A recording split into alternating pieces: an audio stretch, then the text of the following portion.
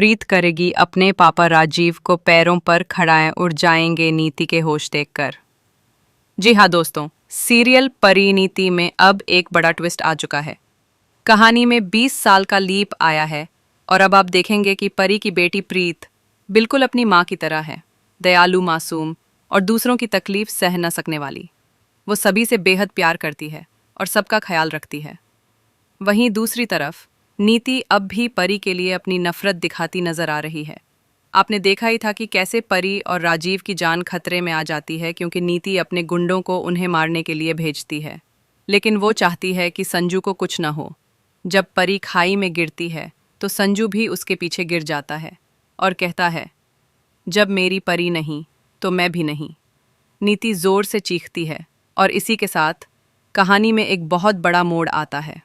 अब शो में यह खुलासा होता है कि राजीव और संजू दोनों जिंदा हैं लेकिन पैरालाइज हो चुके हैं। इन सब के पीछे भी वही घटिया नीति है जिसने राजीव को अपने पास रखा हुआ है और लगातार परी की बुराई करती रहती है, यहाँ तक कि प्रीत को लेकर भी बहुत बुरा भला कहती है।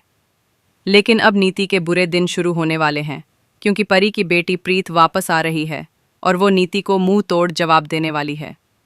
अब कहानी में ये खुलासा होने वाला है कि प्रीत को अपनी माँ और पापा की सच्चाई पता चल जाएगी कि वे मरे नहीं हैं बल्कि साजिश का शिकार हुए हैं, और अब प्रीत राजीव को ठीक करती नजर आएगी। जैसे ही राजीव अपनी बेटी प्रीत को देखेगा वो अपने पैरों पर खड़ा हो जाएगा और होश में लौट आएगा।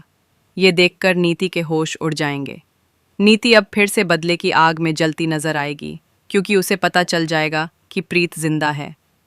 अब देखना दिलचस्प होगा कि जब राजीव अपनी बेटी प्रीत को देखेगा तो क्या वो पूरी तरह से ठीक हो पाएगा और कैसे प्रीत अपनी माँ की मौत का बदला लेगी। कहानी में अब बहुत ही दिलचस्प मोड़ आने वाला है। तो दोस्तों, आप कितने एक्साइटेड हैं आने वाले धमाकेदार ट्विस्ट के लिए? क्या आप चाहते हैं कि जैसे संजू जिंदा है वैसे परी भी जिंदा हो?